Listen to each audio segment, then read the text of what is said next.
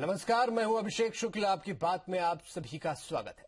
हमारी खास पेशकश है ये वो भोपाल तो नहीं। भोपाल का जिक्र होते ही उसके शायराना अंदाज, उसका मखमली मिजाज अक्स बनकर उभरने लगता है। ये शहर अपनी तहजीब, मोहब्बत, भाईचारे और पुरसुकून माहौल के लिए जाना जाता है। लेकिन जिस तरह यहां बार बार हैरत अंगेज वारदात हो रही है, संगीन गुनाहों की खूनी तहरीर लिखी जा रही है, जिस तरह अपराध के बेहद डरावने चेहरे यहां पर उजागर हो रहे हैं, उसने ये सोचने पर मजबूर कर दिया कि आखिर इस शहर को हो क्या क्या। ये वो भोपाल तो नहीं जिसे हम जानते हैं और जिस पर हम फक्र करते हैं। दरअसल भोपाल के साकेत नगर इलाके में एक ऐसा दिलखेज कत्ल हुआ जिसके खुलासे ने पूरे शहर को, पूरे सूबे को दहला दिया।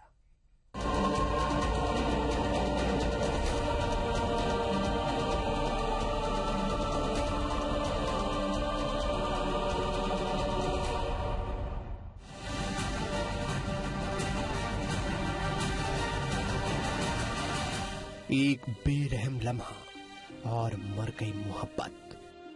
खूनी इरादों ने वादों की बगिया उजाड़ दी, एहसासों की सांसें घोट दी और एतबार को हजार टुकड़ों में कर दिया तकसीम।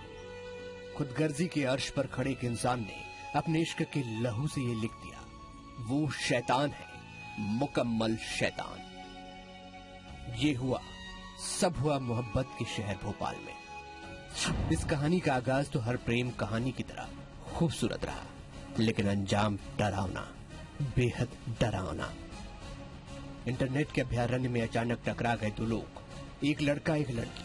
पश्चिम बंगाल की आकांक्षा, भोपाल का उदयन, और प्यार चढ़ता गया खुमार बनकर। दूरियां मिटी। एक दिन दोनों ने साथ रहने का फैसला किया। आकांक्षा भोपाल आ गई और रहने लगी उदयन के साथ। कुछ महीनों में मोहब्बत की परतों में लिपटे झूठ की जब सूरत दिखी तो इश्क हवा होने लगा और झगड़े बढ़ने लगे। एक दिन ये झगड़े हमेशा के लिए खत्म हो गए, क्योंकि उदयन प्रेमी से बन गया कातिल। उसने आकांक्षा की जान ले ली और उसकी लाश को सीमेंट भरे बक्से में पानी डालकर जमा दिया। फिर उसे घर में बने एक चबूतरे में दफन कर ऐसे रहने लगा जैसे कुछ हुआ ही ना हो। शुक्र है आकांक्षा के घर वाले उसे खोजते भोपाल तक चले आए, वरना खूनी इश्क की ये दास्तां उस चबूतरे में ही कैद होकर रह जाती। मुमकिन था कि फिर कोई आकांक्षा उदयन के काले इरादों की सूली चढ़ जाती। कोई ये कैसे कर सकता है, कोई इतना बेरहम कैसे हो सकता है, ये सोचकर भी रूह कांप जाती है।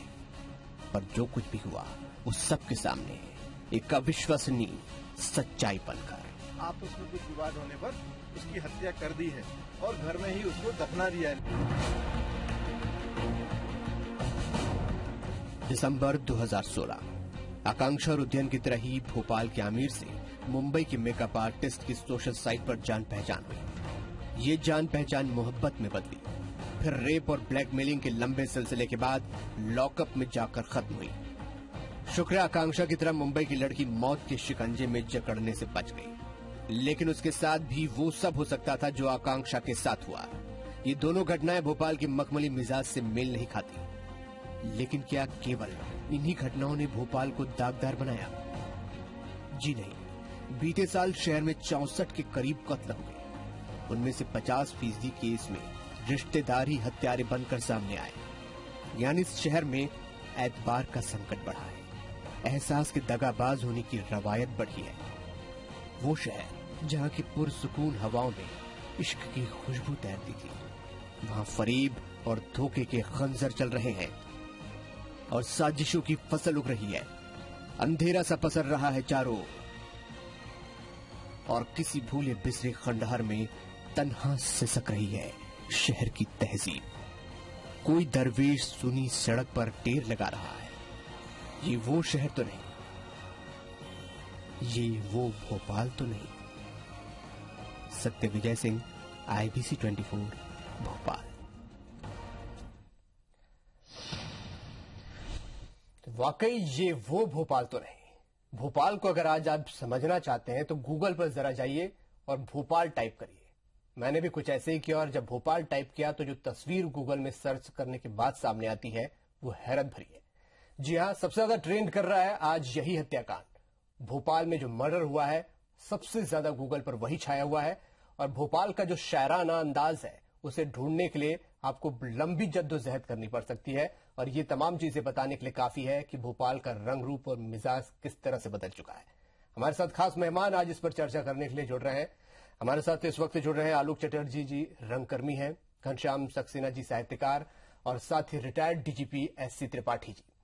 त्रिपाठी जी, सबसे पहले आपसे ही सवाल करना चाहूंगा, भोपाल का जो मिजाज बदला है और हालिया दिनों में जो मर्डर की घटनाएं आई हैं, कत्ल के मामले बढ़े हैं, वो आखिरकार क्या मिजाज दर्शा रहे हैं, क्या बता रहे हैं?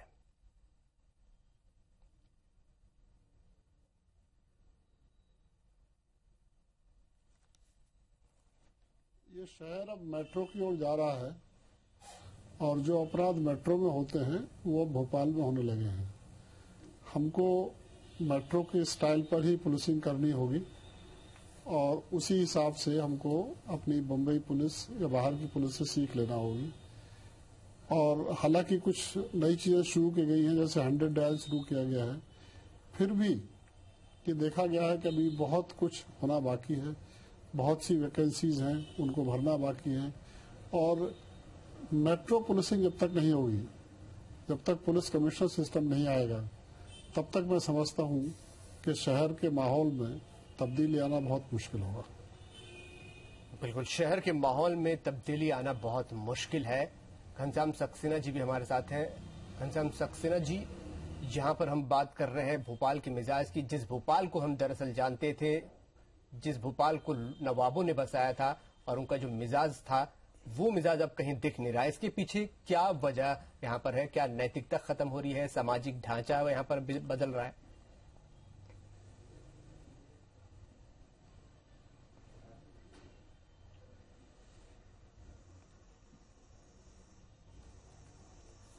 लगता है आवाज हमारी यहाँ पर नहीं पहुंच पा रही है। आलोक चटर्जी जी हमारे साथ, रंगकर्मी। आलोक चटर्जी जी, रंगकर्मी, आप कला को बेहद करीब से आपने देखा है, भोपाल को बेहद करीब से देखा है। भोपाल का जो मिजाज था, कहा जाता था जो यहाँ पर आता है यहीं कर होकर रह जाता है, लेकिन अभी जो हालात है, लग नहीं रहा कोई भोपाल में अब रहना चाहेगा।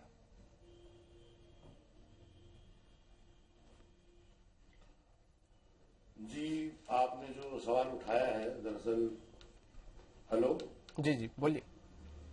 हेलो, हाँ जी, आपकी आवाज आ रही, बोले आप। आपने जो सवाल उठाया है इसके पीछे कुछ कारण हैं। हमारे जो सामाजिक मूल्य हैं वो बहुत तेजी के साथ बदले हैं। और मैं जबलपुर से 1981 में भोपाल आया था और तब से मैं कहीं नहीं गया। मैं दिल्ली पढ़ने गया, पर मुझे दिल्ली कभी भी रहने लायक शहर नहीं लगा। मुझे भोपाल हमेशा से बहुत अच्छा लगता रहा और भोपाल की प्राकृतिक छटा और यहाँ के लोग और यहाँ की खूबसूरती और यहाँ का मिजाज बहुत अच्छा था, जिसने मुझे एक कलाकार के रूप में प्रेरित किया कि मैं शहर में रुकूं। लेकिन धीरे धीरे 1995 से, जब से ये एक तरह से धीरे धीरे मीडिया हब बना, एजुकेशन हब बना, बहुत से लोग आकर यहाँ बसना शुरू हुए और एक छोटे से शहर से भोपाल महानगर की ओर तब्दील होना शुरू हुआ। अगर देखें तो उस अर्थों में हमारे यहाँ सामाजिक सुरक्षा का भाव हम देख नहीं पाते। हम मकान, तो भोपाल शहर का माहौल जो बदला है, सामाजिक ढांचा जो बदला है, उसके पीछे लोगों का नैतिक पतन, मानसिक पतन यहाँ पर बहुत अहम तौर पर जिम्मेदार है। इस चर्चा को हम और आगे लगातार बढ़ाएंगे। हमारे साथ खास मेहमानों का पूरा पैनल है। एक छोटा सा ब्रेक ले रहे हैं।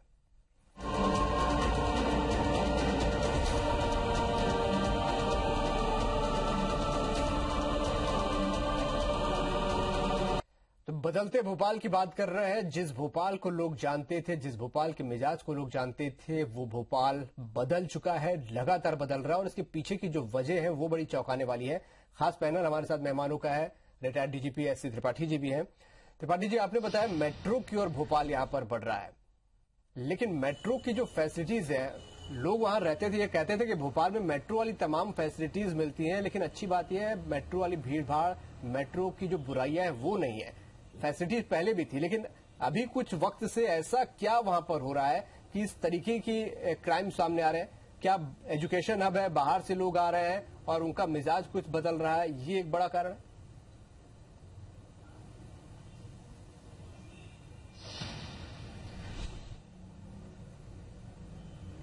देखिए, जैसा कि अभी रंगकर्मी जी बोल रहे थे, भोपाल की संख्या में बहुत इजाफा हुआ है। सिंगल फैमिलीज, जो न्यूक्लियर फैमिलीज रह रही हैं, एक दूसरे से संपर्क टूट गया है और सब अपने अपने काम में व्यस्त हैं। पड़ोसी की चिंता नहीं है। सड़क पर अगर एक्सीडेंट भी होता है तो उठकर उसको उठा के अस्पताल पहुंचाने का भी मन नहीं करता है। तो ऐसे लोग, ये महानगर की संस्कृति होती है जहां आदमी तो है लेकिन पहचान कोई नहीं है। हर आदमी भीड़ में अकेला है और यही हालत भोपाल में हो रहा है। यहाँ महानगर की संस्कृति बढ़ रही है क्योंकि भीड़ बहुत है।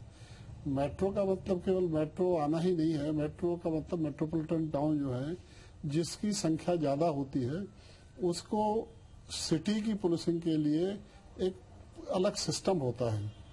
उसमें पुलिस सिस्टम को इफेक्टिव बनाया जाता है, प्रिवेंटिव कार्रवाई भी वो करती है और इन्वेस्टिगेशन की एक अलग विंग होती है और लॉ एंड ऑर्डर की अलग विंग होती है। जब तक ये सब काम नहीं होगा तब तक इस बड़े शहर को केवल एडहॉक तरीके से पुलिसिंग में थोड़ा सा कुछ अफसरों के बढ़ा देने से इम्प्रूवमेंट नहीं होगा।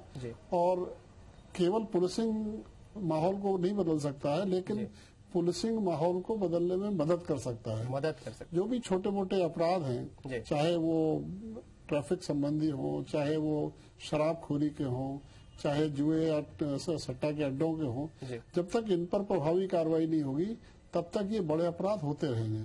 क्योंकि बड़े अपराधों के पीछे उसकी शुरुआत छोटे अपराधों से होती है और छोटे अपराधों की लिए पुलिस के पास टाइम होना चाहिए, उसमें कार्रवाई होना चाहिए। ये बहुत अहम बात यहाँ पर कि छोटे अपराध इस तरीके से बढ़ रहे हैं। आपने यहाँ पर बहुत अहम बात कही है। हमारे साथ उसका इफेक्ट नहीं होता। साहित्यकार घनश्याम सक्सेना जी भी हमारे साथ बने हुए हैं। सक्सेना जी, शहर गजल कहा जाता था भोपाल को, और भोपाल ने जितने साहित्यकार और शायर पैदा किए उतने शायद ही किसी शहर ने किए हों। लेकिन अभी के अगर वक्त में बात की जाए, ऐसे ऐसे खतरनाक क्रिमिनल यहां से निकल रहे हैं कि लोग सिहर उठ रहे हैं। इतना भोपाल क्यों बदल रहा है, क्यों बदल गया है? आपके सवाल का जवाब भी मैं एक शेर से दूंगा जी। मुनव्वर राना साहब का एक बहुत मशहूर शेर है। हमारे गांव में छप्पर भी सब मिलकर के छाते हैं, तुम्हारे शहर में मैयत को भी कंधा नहीं देते। ये जो भावना है आइसोलेशन की, मैं और मुझे अपने आसपास के सराउंडिंग से कोई मतलब नहीं है। ये जब मैं 1956 में भोपाल में आया था जी। तो इस भोपाल में मानवीय रिश्ते हुआ करते थे। अगर कोई आदमी किसी घर में आकर रहता और अगर कोई लड़की उसके साथ रहती तो पास पड़ोस के लोग पूछते, भैया क्या तुम्हारा ब्याह होगा? जो दुल्हन को ले आए हैं हमारे घर में ले आओ, हम लोग उनको खाना खिलाएंगे, उनकी कुशल मंगल पूछेंगे, खैरियत पूछेंगे उनकी। और हर आदमी ये पता करने की कोशिश करता कि ये जो जोड़ा आया है, इस जोड़े के एंटीसीडेंट्स क्या है, ये बच्ची कहाँ की है, ये भाई साहब कहाँ के हैं, इनकी शादी कब हुई है, क्या हुआ है, ये सब पूछते। आप लिव इन में रहें, लिव आउट में रहें, जैसा भी करें, लेकिन जो मानवीय संबंध हैं, जो रिश्ते हैं, उन रिश्तों की जो मर्यादा है, उन रिश्तों का जो समर्पण है, जो आस्था है, कमिटमेंट है, उनको तो निभाएं। ये जो घटना अभी घटी है बहुत दयनीय घटना है, बहुत निर्मम घटना है। ये कैसे सोचा जा सकता है कि किसी युवक की किसी युवती से मोहब्बत हो जाए और उसमें ये खून खच्चर का मामला आ जाए और फिर उसमें उसको अपने ही घर में दफन कर दे। बिल्कुल। और उस घर में जिसमें उसने अपनी प्रेमिका को महबूबा को दफन किया है, उसी घर में आराम से रहता रहे 30-35 दिन तक। तो बहुत ही वहशियत की बात है। ये कोई इंसान नहीं होगा, ये आदमी जंगली होगा और वहशी होगा। और अगर इस शहर में हमारा पतन इस हद तक होता है तो हम सबको सोचना चाहिए। वाकई सोचने वाली बात यहाँ पर घनश्याम सक्सेना जी की वाकई जिस शहर में शायर और साहित्यकार पैदा होते थे, शायरी की हवाएं बहा करती थी, वहां पर कुछ इस प्रकार का माहौल हो चला है। आलोक चटर्जी जी, जैसा कि सक्सेना जी ने यहाँ पर बताया कि लोग एकात्म या सिंगुलर फैमिली में रहने लगे हैं और तमाम चीजें आपस में ही सिमटने लगी हैं, क्या ये एक बड़ी अहम वजह है? दरअसल क्या है कि भोपाल अभी भी मानसिकता से मिडिल क्लास टाउन है, लेकिन मिडिल क्लास होते हुए भी सपने कुछ महानगरीय हैं, जहां जाम और शवाब और शराब की और कबाब की संस्कृति है। नशाखोरी की प्रवृत्ति युवाओं में बढ़ रही है। आप स्कूलों का माहौल देखिए, आप कॉलेजों का माहौल देखिए, आप अपने मोहल्ले में लड़के लड़कियों का बर्ताव देखिए, कोई किसी को नमस्कार तक नहीं करता और सब अपनी अपनी दुनिया में आइसोलेटेड है। तो एक अकेलेपन की व्यथा से जूझता हुआ असुरक्षित समाज जो ऊपर से तो आधुनिक बना हुआ है पर अंदर से उतना ही पोंगा है, उतना ही ऑर्थोडॉक्स है। और ये केस तो मुझे पूरी तरह से मनोवैज्ञानिक लगता है। ये बदलाव इसलिए क्योंकि आदमी आज की तारीख में संगीत, कला, लिटरेचर, अच्छी सामाजिक मूल्य, पारिवारिक संस्कार इन सबसे दूर हट गया है। उसके लिए परिवार ही खत्म हो गया है। सिंगल अपना नौकरी करता है, रहता है, जाता है, उसका कोई दादा दादी, नाना नानी, फूफा फूफी, बुआ बुई ये सब कुछ है नहीं। ये हमारे परिवार को बांधने का काम करते थे, ये समझाने का काम करते थे। आज हम कहाँ जाएं? कोई नहीं है, सब अपने अपने फ्लैटों में कैद, कुछ नंबर्स हैं, आदमी नहीं है, इंसान नहीं है, फ्लैटों में कैद, नंबर में बदल गया है ये समाज। बिल्कुल अहम बात यहाँ कही आपने कि आदमी की पहचान मिट गई है और आदमी की पहचान सिर्फ उसके फ्लैट का या मकान का नंबर हो गया है। भोपाल में पढ़े बड़े तमाम लोगों का कहना है कि आज का भोपाल अब वो भोपाल नहीं रहा। कोई कहता है भोपाल को बाहरी हवा लग गई, तो किसी का मानना है लोगों में अब पहले जैसी तहजीब और संस्कृति नहीं बची।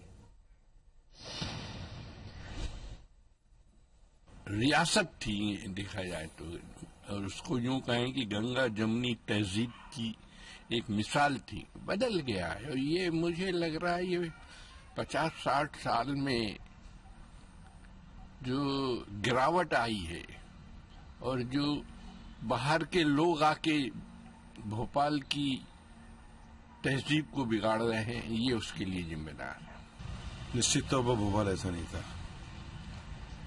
भोपाल हमेशा से एक बहुत ही शांत, सुंदर शहर रहा। हम तो पैदाइशी भोपाली हैं और हम लोगों को झकझोर के रख दिया। वास्तव में ये घटना, इस तरीके की बातें होना राजधानी के ऊपर कलंक है। प्रेमिका की हत्या कर उस पर चबूतरा मकबरा बनाकर उस पर बैठ के शराब पीना या सिगरेट पीना, यह पहली बार हुआ है। यह घटना, यह मेरा वो भोपाल नहीं है जिसमें इस तरह की घटना हो। बिल्कुल बहुत अहम चीजें यहाँ पर लोगों ने की है। हमारे साथ लगातार खास मेहमान एस.सी. त्रिपाठी जी हैं, retired DGP. Tripathi ji, short में जानना चाहूंगा, जो क्राइम का तरीका भी यहाँ पर बदला है और जो अभी हमने हाल में यहाँ पर देखा है, ये बड़ी अजीबोगरीब मानसिकता है। इतने खतरनाक स्तर तक भी जाकर कोई कर सकता है, का आप सोच सकते हैं, वो भी इतने नजदीकी रिश्ते में। ये वाकई बहुत चौंकाने वाली बात है।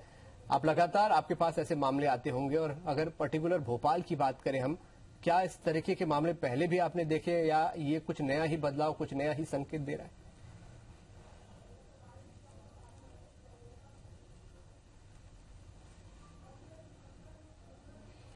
नहीं, देखिए, जहां तक इस बीभत्स केस की बात है, एक विचारणीय है कि एक बाहर का लोग आगे किराए पर रहते हैं, मकान मालिक का फर्ज बनता है कि उनका पूरा डिटेल लेके, उनका आधार कार्ड, उनका पैन कार्ड लेके थाने पर भेजें।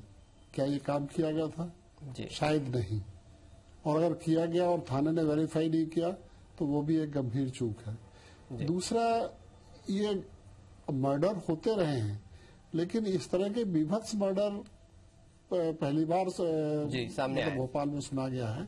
और सबसे बड़ी बात है कि बाहर से आदमी आकर रह रहा है, पड़ोसियों को ये पता ही नहीं कि वो कौन है, कहीं किसी, और न पुलिस वालों को पता है कौन है। ये बहुत अहम बात आपने यहाँ पर कही कि बाहर से लोग आकर रह रहे हैं और न पड़ोसी को पता है, न पुलिस वालों को यहाँ पर पता है, और ये बहुत बड़ा कारण बनता है यहाँ पर भोपाल की हवा को बदलने में। आलोक चटर्जी जी भी हमारे साथ हैं, कुछ कहना चाह रहे थे। चटर्जी जी, आप कुछ कहना चाह रहे थे इस पूरे मामले पर? जी हाँ, मुझे एक चीज ये लगती है कि हमारे समाज में पिछले कुछ वर्षों से ये सोशल मीडिया एडिक्शन बढ़ा है। जी। तो जो लोग बहुत ज्यादा सोशल मीडिया पे एडिक्ट हो चुके हैं, वो लोग सोशल मीडिया पे ही प्यार कर लेते हैं, सोशल मीडिया में एक दूसरे को पसंद कर लेते हैं, और व्यक्तिगत रूप से जब वो मिलते हैं, एक दूसरे को जानते हैं, तो कोई दूसरा ही व्यक्तित्व होता है, क्योंकि वो एक वर्चुअल वर्ल्ड है, उसमें झूठ भी गढ़ा जा सकता है, और इसमें बहुत बड़ा हाथ है, क्योंकि 24 घंटे उसी में लगे रहना और एक वर्चुअल वर्ल्ड में रहना धीरे धीरे आपकी मानसिकता को बदल देता है, आपकी भावनात्मक स्थिति को बदल देता है। आप झूठ को सच और सच को झूठ समझने लगते हैं, फर्क नहीं कर पाते हैं। ये भी एक प्रॉब्लम है। जी, घनश्याम सक्सेना जी, क्या हल इसका यहाँ पर है? समस्याएं तो हमने बहुत सुनी, बहुत यहाँ पर उस पर चर्चा की।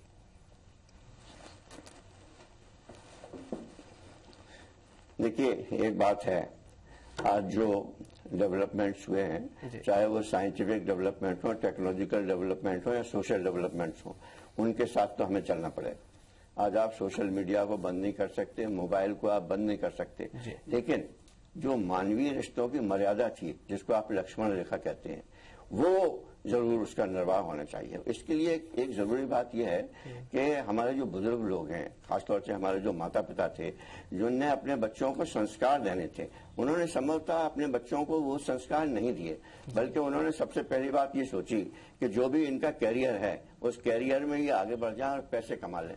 तो हमारा जो समाज है वो ज्यादातर आज धन आधारित हो गया है और स्वार्थ आधारित हो गया है, और जो मूल्य आधारित और मर्यादा आधारित जो एक संस्कृति थी, वो संस्कृति हमारे समाज से खत्म होती जा रही है। बिल्कुल, ये बहुत अहम चीज यहाँ पर आपने कही। यहाँ लोग बुजुर्गों को सलाम करते थे, भाईचारा था, वो सारी चीज खत्म होने से आज जो आपसी संबंध है, एक पति पत्नी का संबंध है, प्रेमी प्रेमिका का संबंध है, भाई बहन का संबंध है, ये ऐसे संबंध थे कि अलिखित संबंध है, मर्यादित संबंध है, हर आदमी इनका निर्वाह करता था।